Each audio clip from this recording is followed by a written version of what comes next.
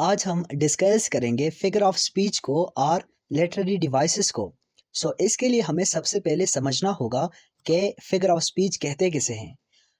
A figure of speech और literary device is a technique used in language to make writing और speaking more expressive and vivid and impactful. अच्छा देखिए, figure of speech means बोलने का अंदाज, बात करने का अंदाज। फिगर ऑफ स्पीच या लिटरेरी डिवाइसेस हमारे पास लैंग्वेज के अंदर एक ऐसी टेक्निक होती है, एक ऐसा अंदाज होता है जिसकी वजह से हम अपनी लैंग्वेज मीन्स हम अपनी राइटिंग को या अपनी स्पीकिंग को मोर एक्सप्रेसिव मीन्स हम उसे जानदार और मुअस्सर बना सकते हैं। इस टेक्निक का यूज़ करके, इस अंदाज का यूज़ करके मीन्स फिगर ऑफ स्पीच का यूज़ करके हम अपनी राइटिंग को या स्पीकिंग को ज़्यादा इम्प्रेसिव और एक्सप्रेसिव और इसी तरह से इम्पैक्टफुल बना सकते हैं। और साथ ही हम अपनी राइटिंग और स्पीकिंग को दूसरों से मीन्स दूसरे राइटर से डिफरेंट बना सकते हैं। अब हम स्टार्ट लेते हैं। हम सिर्फ उन फिगर ऑफ स्पीच को और लिटरेरी डिवाइसेस को कवर करेंगे जो कि ज़्यादा फेमस है, ज़्यादा पॉपुलर है, जो कि मोस्ट ऑफ द राइटर्स वो अपने राइटिंग के अंदर यूज़ करते हैं, अपनी पोइट्री के अंदर, अपने नावल्स के अंदर, अपने ड्रामास के अंदर यूज़ करते हैं या एग्ज़ाम्स के अंदर बार बार पूछे जा चुके हैं। हम उन्हीं लिटरेरी डिवाइसेस को यहाँ पर कवर करेंगे। The first is simile. Simile means तशबीह, जिसे हम उर्दू के अंदर तशबीह कहते हैं। इंग्लिश के अंदर, इंग्लिश लैंग्वेज के अंदर इसे हम सैमिली कहते हैं। A simile compares two different things using the words like और एज टू हाईलाइट सिमिलैरिटीज। अब इस सैमिली के अंदर, इस लिटरेरी डिवाइसेस के अंदर होता क्या है कि हम दो चीज़ों को आपस में कंपेयर करते हैं उनकी क्वालिटी की बिना पर या उनके ड्रॉबैक्स के बिना पर। लेकिन यहाँ पर आपने एक बात याद रखनी है जो कि बहुत ही इम्पोर्टेंट है कि सिमिली के अंदर हम दो वर्ड्स का यूज करेंगे। The first is like and the second is as. इन दो वर्ड्स का यूज करके हम दो चीज़ों को, दो ऑब्जेक्ट्स को या दो बीइंग्स को हम क्या करेंगे, कंपेयर करेंगे उनकी क्वालिटी की बिना पर या उनकी किसी ड्रॉबैक के बिना पर। For example, her smile is like sunshine on a rainy day. उसकी मुस्कान या उसकी मुस्कुराहट बारिश के दिन धूप की तरह है। अब यहाँ पर आप गौर करें, यहाँ पर स्माइल को कंपेयर किया गया है किस चीज़ के साथ, sunshine on a rainy day. मुस्कान को या मुस्कुराहट को कंपेयर किया गया है जिस तरह बारिश के दिन अचानक से धूप लग जाती है या सनलाइट आ जाती है, वो एक प्लेजेंट वेदर बन जाता है। यहाँ पर उसकी मुस्कान को, मुस्कुराहट को कंपेयर किया गया है किससे, बारिश के दिन अचानक से जब सनशाइन आ जाती है। अब यहाँ पर आप गौर करें, हमने सिमिली के अंदर कहा था कि हम यहाँ पर लाइक और एज वर्ड्स का यूज करेंगे। हमने यहाँ पर स्माइल इज लाइक, लाइक का यूज करके दो चीजों को कंपेयर किया है एक दूसरे के साथ। स्माइल को कंपेयर किया है किस चीज के साथ, sunshine on a rainy day के साथ। और किस वर्ड का यूज करके, लाइक का यूज करके।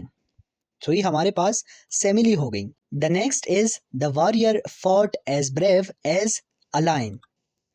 अब यहाँ पर देखें, जब भी हम लाइन को देखते हैं या लाइन का वर्ड सुनते हैं, हमारे माइंड में बहादुरी आती है, ब्रेवरी आती है। यहाँ पर लाइन की, शेर की बहादुरी को कंपेयर किया गया है वॉरियर की बहादुरी के साथ। सिपाही या वॉरियर शेर की तरह बहादुरी से लड़ा। अब यहाँ पर आप गौर करें, आपको एज वर्ड यहाँ पर नजर आएगा। इट मीन्स ये हमारे पास सेमिली है। The next example is the house stood like a lone soldier in the desert. ये घर सहरा में तन्हा सिपाही की तरह, तन्हा सोल्जर की तरह खड़ा था। अब यहाँ पर इस हाउस को कंपेयर किया गया है किस चीज के साथ, एलॉन सोल्जर के साथ, अकेले तन्हा सिपाही के साथ।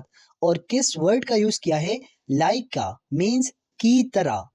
ये घर सहरा में तन्हा सिपाही की तरह, तन्हा सिपाही की तरह। अब लाइक का यूज करके हमने इसे सिमिली बनाया। अब उस सोल्जर की तन्हाई को वो सोल्जर जो कि डेजर्ट में सहरा में अकेला खड़ा है, सो उसकी तन्हाई को कंपेयर किया किस चीज़ के साथ? उस हाउस की तन्हाई के साथ। मीन्स कि वहाँ पर कोई भी इर्द गिर्द दूसरा हाउस नहीं था। वो ऐसा हाउस था जैसे कि सहरा में एक अकेला सोल्जर होता है और उस सोल्जर के आस पास कुछ भी और कोई भी नहीं होता। सो ये हमारे पास एग्जाम्पल्स थी सेमिली की। The next is metaphor. Metaphor means istiara. A metaphor directly compares two things by stating that one is the other without saying like or as. अब यहाँ पर देखें सिमिली और मीटाफर एक ही चीज़ है, लेकिन जो इन दोनों को दूसरे से अलहदा करती है, एक दूसरे से डिफर करती है, वो ये कि सिमिली के अंदर हम इनडायरेक्ट कंपैरिजन करते हैं और मीटाफर के अंदर हम डायरेक्ट कंपैरिजन करते हैं।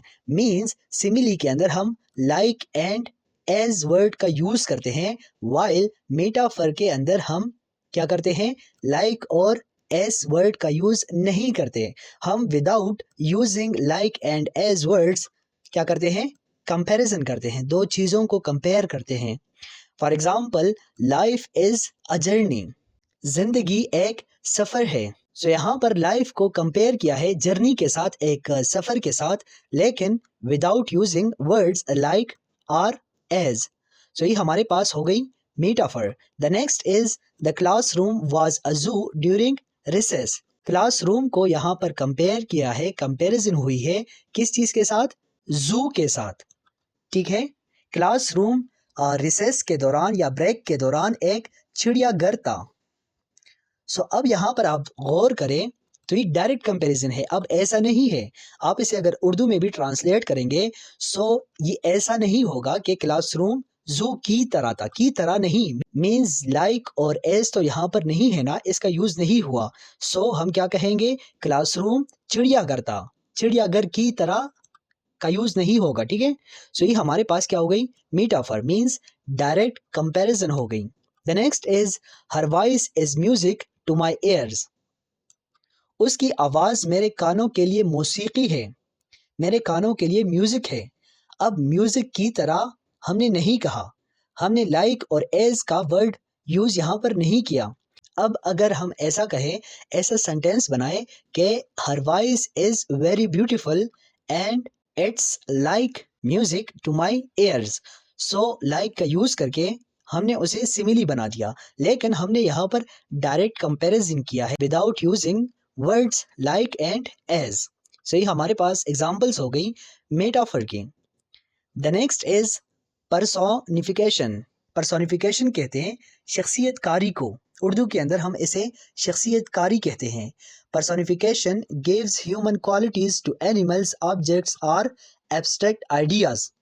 अब पर्सोनिफिकेशन के अंदर होता क्या है कि हम ह्यूमन की क्वालिटीज़ को, ह्यूमन की खसूसियात को एनिमल्स को देते हैं या किसी ऑब्जेक्ट को। मीन्स हम उसे एनिमल्स को दे सकते हैं, लिविंग्स को दे सकते हैं या किसी नॉन लिविंग्स को दे सकते हैं।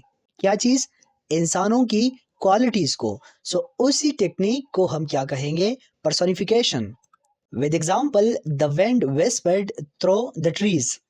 हवा दरख्तों के दरमियान सरगोशी कर रही थी। अब हवा तो सरगोशी नहीं करती ना, सरगोशी ये तो ह्यूमंस की क्वालिटी है। सो हमने इसी क्वालिटी को किसे दिया? विंड को दिया। सो ये हमारे पास क्या हो गई? पर्सोनिफिकेशन हो गई।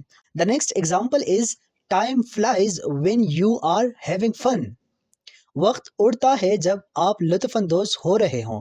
अब वक्त तो उड़ता नहीं है ना, वो तो नॉन लिविंग है, लिविंग तो नहीं है, वो उड़ नहीं सकता। सो यहाँ पर हमने बीइंग्स की क्वालिटी को दिया है, किसे? टाइम को। सो हम इसे पर्सोनिफिकेशन कहेंगे। The next example is the car groaned as it climbed the steep hill. Car चढ़ाई पर चढ़ते हुए करा रही थी। अब यहाँ पर आप गौर करें, ग्रोन कहते हैं आहे भरना, लंबी सांस लेना। मायूसी में या किसी और हालत के अंदर आप जब लंबी सांस लेते हैं, आहे भरते हैं, सो उसके लिए हम वर्ड यूज करते हैं ग्रॉन। यहाँ पर आप गौर करें, सो कार जब चढ़ाई पर ऊपर चढ़ रही थी सो वो आहे भर रही थी। अब आहे, कार तो कभी आहे नहीं भरती, वो तो नॉन लिविंग है, वो एक ऑब्जेक्ट है। सो यहाँ पर हमने ह्यूमंस की क्वालिटी को, लिविंग की क्वालिटी को कार को दी है। सो ये हमारे पास हो गई personification. So these are all the examples of personification. So the next is hyperbole. Hyperbole को उर्दू के अंदर मुबालगा कहते हैं या आप इसे एग्जेजरेशन भी कह सकते हैं। एग्जेजरेशन कहते हैं किसी भी चीज़ को बढ़ा चढ़ा के बयान करना, उसकी रियलिटी से उसे हटकर किसी और तरह का जामा पहनाना। So hyperbole is an exaggerated statement that is not meant to be taken literally but emphasizes an idea.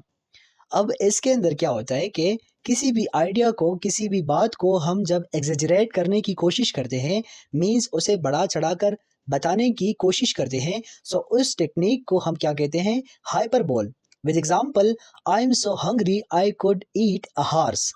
मैं इतना भूखा हूं कि एक घोड़ा खा सकता हूं। सो यहाँ पर वो अपनी हंगर को क्या कर रहा है? प्रेजेंट कर रहा है कि मैं इतना हंग्री हूँ, उस पर एम्फेसाइज कर रहा है, जोर कर रहा है, अपनी बात को एम्फेसाइज कर रहा है कि मैं घोड़ा खा सकता हूँ।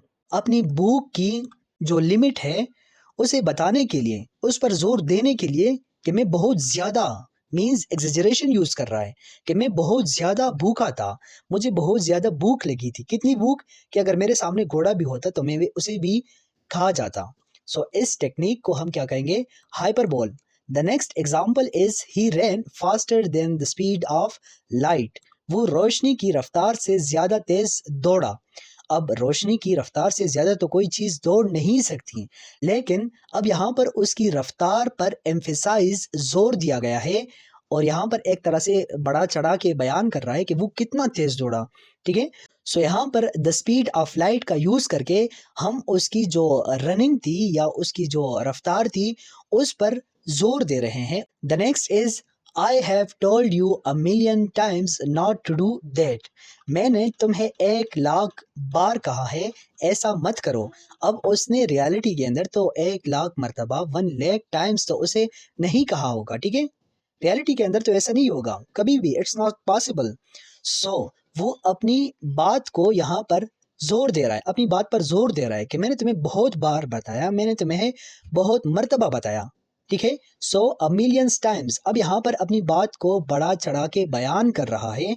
सो इसी टेक्निक को, इसी अंदाज को हम क्या कहेंगे? Hyperbole.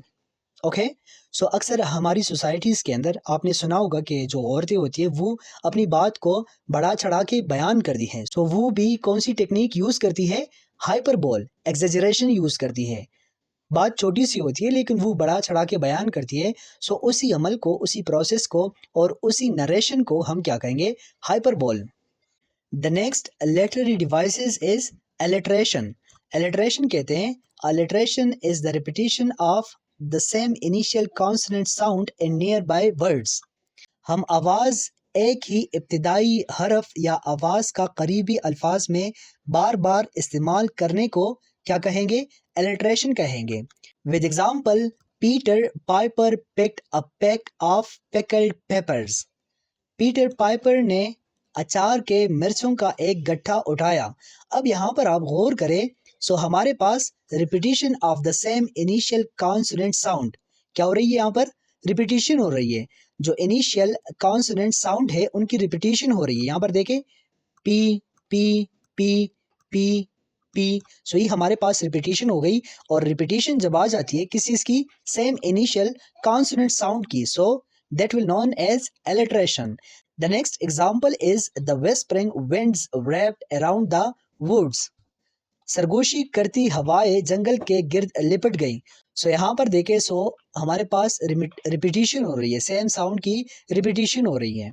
The next is busy bees buzzed by the blooming flowers. यहाँ पर आप फिर देखें, सो जो इनिशियल साउंड है, कॉन्सोनेंट साउंड है, उनकी रिपीटिशन हो रही है। बिजी, यहाँ पर भी बी बी ब्लो, ये क्या हो गई? रिपीटिशन हो गई। सो मसरूफ मक्खियों ने खिलते हुए फलों के पास बनबनाना शुरू कर दिया। मसरूफ मक्खियों ने, मसरूफ बीज ने, बिजी बीज ने खिलते हुए फूलों के पास बनबनाना शुरू कर दिया। सो ये हमारे पास एग्जाम्पल्स हैं एलिट्रेशन की। The next is oxymoron. Oxymoron कहते हैं तजाद को। An oxymoron combines two opposite or contradictory words to create an impactful phrase. अब ऑक्सीमोरॉन के अंदर क्या होगा कि हम दो वर्ड्स को यूज करेंगे। अब उन दो वर्ड्स, वो जो दो वर्ड्स होंगे वो एक दूसरे के बिल्कुल ऑपोजिट होंगे, कंट्राडिक्टरी होंगे, उनके अंदर तजाद होगा। मींस एक वर्ड अगर आप यूज करेंगे डे, दूसरा वर्ड आपके पास क्या होगा, नाइट। दोनों वर्ड्स बिल्कुल एक दूसरे के ऑपोजिट होंगे। सो उसी टेक्निक को हम कहेंगे oxymoron. With example, better sweet memories means मीठी कड़वी यादें। सो अब यहाँ पर देखे बेटर स्वीट मेमोरीज। अब स्वीट बिल्कुल अपोजिट है बेटर, मीठा बिल्कुल अपोजिट होता है कड़वे के। सो ये हमने यूज करके इन मेमोरीज को यहाँ पर क्या किया है, इम्पैक्टफुल फ्रेज बनाने की कोशिश की है। ठीक है। सो मीठी कड़वी यादें मीन्स ऐसी यादें, ऐसी मेमोरीज जो बुलाने के काबिल ना हो, जो कभी भी बुलाई जा नहीं सकती। The next is the silence was deafening. खामोशी कान पाड़ देने वाली थी। अब खामोशी कैसे कान पाड़ती है? यहाँ पर देखिए, साइलेंस मीन्स खामोशी, डेफनिंग, डेफनिंग कहते हैं कान पाड़ने को। ठीक है। शोर की वजह से जब बंदा थकता है, जो बंदे के माइंड में या कानों पे आवाज़ शोर बुरी लगती है, सो उसके लिए हम यूज़ करते हैं डेफनिंग। सो ये साइलेंस एंड डेफनिंग, ये दोनों वर्ड्स एक दूसरे के बिल्कुल अपोजिट है। सो हमने इस चीज़ का यूज़ करके, ऑक्सीमोरॉन, इस टेक्निक का यूज़ करके अपनी फ्रेज़ को, अपनी बात को क्या किया, एक मौसर तरीका अपनाया, एक इम्पैक्टफुल फ्रेज़ बनाया। ठीक है। The next is he acted like a wise fool. अब इस सेंटेंस का मतलब है कि वो अक्लमंद है, वो वाइस है, लेकिन वो उसने बेवकूफ़ की तरह हरकत की या अमल किया। ठीक है। सो यहाँ पर आप देखें, वाइस एंड फूल, ये दोनों हमारे पास एक बिल्कुल अपोजिट वर्ड्स है जो कि मैच नहीं करते एक दूसरे के साथ। ठीक है। सो इस चीज़ का यूज़ करके क्या किया हमने कि तुम्हें ऐसा नहीं करना चाहिए था, लेकिन तुमने फिर भी किया। ठीक है। सो ये हमारे पास क्या है, ऑक्सीमोरॉन है। The next is anaphora. Anaphora means is the repetition of a word or phrase at the beginning of successive clause or sentences. Anaphora कहते हैं तकरार को। एनाफोरा से मुराद कि किसी भी जुमले के अंदर, सेंटेंस के अंदर या क्लास फ़िक्रे के आगाज़ में किसी लफ्ज़ या जुमले को बार बार या दोहराने के अमल को हम क्या कहेंगे, एनाफोरा कहेंगे। Repetition of a word or phrase at the beginning of successive clause or sentences. किसी भी वर्ड को या फ्रेज को जब हम बार बार रिपीट करते हैं, किस चीज़ के अंदर, क्लास के अंदर या सेंटेंस के अंदर, तो उसी को हम एनाफोरा कहते हैं। With example, every day, every night, every moment I think of you. हर दिन, हर रात, हर लम्हा मैं तुम्हारे बारे में सोचता हूँ। अब यहाँ पर इस सेंटेंस में आप देखें तो यहाँ पर रिपीटिशन हुई है किस चीज़ की, एवरी, एवरी, एवरी। सो ये चीज़ हमारे पास क्या हो गई, एनाफोरा हो गई। हमने कहा था कि रिपीटिशन ऑफ वर्ड और फ्रेज। सो यहाँ पर हमारे पास रिपीटिशन ऑफ वर्ड है, एक वर्ड को बार बार रिपीट किया गया है। ठीक है। The next example is this is the time to act, this is the time to make a change. ये वक्त है अमल करने का, ये वक्त है तब्दीली लाने का। सो यहाँ पर आप देखें, दिस इज द टाइम, और इस साइड पे देखें, दिस इज द टाइम। सो ये दोनों हमारे पास क्या है, सेम फ्रेजेस है। ठीक है। So this is the time and this is the time, ये हमारे पास क्या हो गया, एनाफोरा हो गया। So these are the examples of anaphora. The next is irony. Irony कहते हैं तंज को। हम कहते हैं ना कि उसने, वो बड़ा तंजी आदमी है, वो हर किसी पे तंज करता रहता है। सो इसके लिए हम इंग्लिश लैंग्वेज के अंदर क्या करते हैं, आयरनी का यूज करते हैं। और बेसिकली हमारे पास एक लिटरेरी डिवाइस है। Okay. So irony occurs when there is a contrast between what is said and what is meant, और between expectation and reality.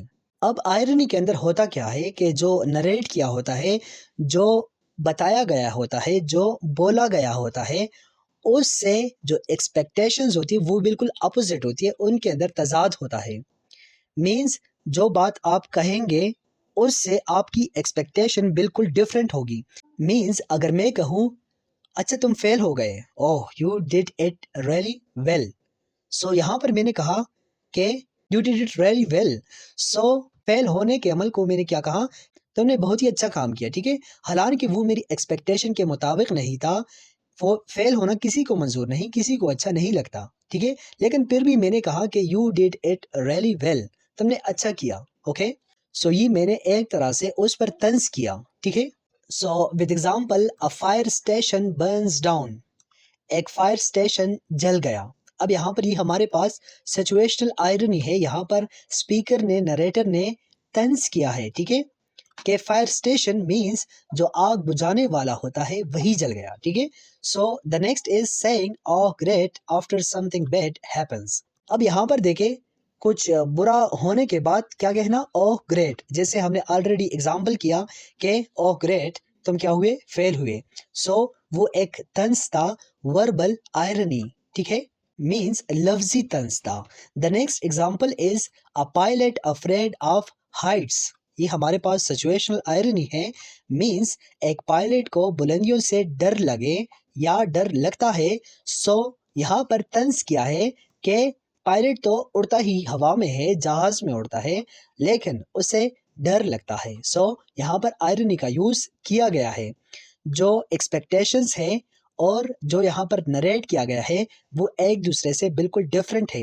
Expectation means कि पायलट हमेशा हाइट से नहीं डरेगा, और यहाँ पर जो बताया गया है वो बिल्कुल उसके अपोजिट है कि पायलट हाइट से डरता है या डर लगा। The next is synecdoche. Synecdoche कहते हैं a figure of speech where a part is used to represent the whole or the whole is used to represent a part। इसके अंदर क्या होता है कि हम एक हिस्से को, मींस सेंटेंस के एक हिस्से की मदद से हम क्या करते हैं कि पूरी की पूरी स्टेटमेंट को या पूरी की पूरी बात को रिप्रेजेंट करते हैं, या पूरी की पूरी स्टेटमेंट से, पूरी की पूरी बात से हम किसी एक हिस्से को रिप्रेजेंट करते हैं। Means all hands on deck, means तमाम हाथ जहाज पर आए। सो यहाँ पर आप गौर करें, तमाम हाथ यहाँ पर रिप्रेजेंट कर रहा है इस पूरे स्टेटमेंट को, सेंटेंस को, इस पूरी बात को। इस ये वाला पार्ट हमारे पास इस पूरे पार्ट को रिप्रेजेंट कर रहा है। हैंड्स, हैंड्स यहाँ पर रिप्रेजेंट कर रहा है सेलर्स को। ठीक है, सो यहाँ पर सेलर्स की बात हो रही है। The next example is he bought a new set of wheels. अब यहाँ पर a set of wheels, a new set of wheels, wheels represent कर रहा है किस चीज को, कार को। सो यहाँ पर कार की बात हो रही है।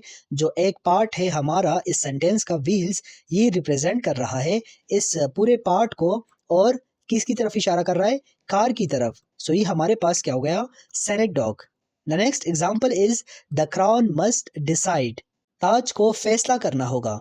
अब क्राउन, ताज, यहाँ पर इससे मुराद मोनार्क की बात हो रही है, किंग की बात हो रही है। सो क्राउन यहाँ पर पूरे के पूरे सेंटेंस को, स्टेटमेंट को रिप्रेजेंट कर रहा है कि यहाँ पर बादशाह को सेलेक्ट करना होगा। अब यहाँ पर क्राउन की बात हो रही है, ताज की बात हो रही है। इट मीन्स इससे मुराद बादशाह की या हुक्मरान की, मोनार्क और किंग। सो ये पूरे पार्ट को यहाँ पर रिप्रेजेंट कर रहा है। ठीक है, कौन, क्राउन। सो ये पार्ट हमारे पास हो गया synecdoche. The next and the last literary device is euphemism. Euphemism कहते हैं खुश कलामी को। Euphemism replaces harsh, unpleasant or direct words with softer or indirect expressions। खुश कलामी या यूफेमिज्म सख्त, नागवार या डायरेक्ट जो वर्ड्स होते हैं उनकी बजाय नरम या इनडायरेक्ट वर्ड का यूज किया जाता है यूफेमिज्म के अंदर। इस टेक्निक के अंदर आप हार्श वर्ड्स को, अनप्लेजेंट वर्ड्स को और डायरेक्ट वर्ड्स को आप हटा के उसकी जगह आप सॉफ्टर या इनडायरेक्ट एक्सप्रेशन यूज करें या वर्ड्स यूज करें। सो इसी टेक्निक को हम यूफेमिज्म कहेंगे। With example, he passed away. अब यहाँ पर देखें, ये हमारे पास क्या है, यूफेमिज्म। ये हमारे पास एक हार्श और अनप्लेजेंट वर्ड्स है। ठीक है, इसकी बजाय हमने क्या किया, रिप्लेस करके ही पास्ड अवे, जो कि सॉफ्टर है, किससे, ही डाइड। ये एक्सप्रेशन हमारे पास सॉफ्टर एक्सप्रेशन है from this one, he died. The next is she is between jobs, वो काम के दरमियान है। अब यहाँ पर ये हमारे पास एक सॉफ्ट और एक वेल मैनर के साथ अच्छे अंदाज में बयान किया गया है। ठीक है, शी इज बिटवीन जॉब्स, और डायरेक्ट बयान नहीं किया गया। और इनडायरेक्ट एक्सप्रेशन मींस यहाँ पर इनडायरेक्ट बताया गया है कि वो अनएम्प्लॉयड है। अब यहाँ पर अगर आप यूज़ करेंगे शी इज़ अनएम्प्लॉयड, सो ये थोड़ा सा हार्श और अनप्लेजेंट लगता है। सो इसी को हमने रिप्लेस करके क्या लगाया, शी इज़ बिटवीन जॉब्स। सो ये हमारे पास क्या हो गया, एक सॉफ्टर और एक अच्छे अंदाज में हमने अपने मैसेज को कन्वे किया ऑडियंस या अपने रीडर्स को, ठीक है। So the next is they downsides the company. अब इससे मुराद के उन्होंने कंपनी का हुजम कम किया। हुजम कम किया से मुराद के उन्होंने बहुत से एम्प्लॉयज़ को फाइट किया। दे फाइट मीन्स उन्होंने निकाला बहुत से एम्प्लॉयज़ को। सो ये हमारे पास एक हार्श सा सेंटेंस है, ठीक है, अनप्लेजेंट लगता है और डायरेक्ट भी है। इसकी बजाय हमने इनडायरेक्ट सेंटेंस का यूज़ किया, इनडायरेक्ट वर्ड का यूज़ किया और इनडायरेक्ट एक्सप्रेशंस का यूज़ किया, जो कि हमारे पास सॉफ्टवेयर है।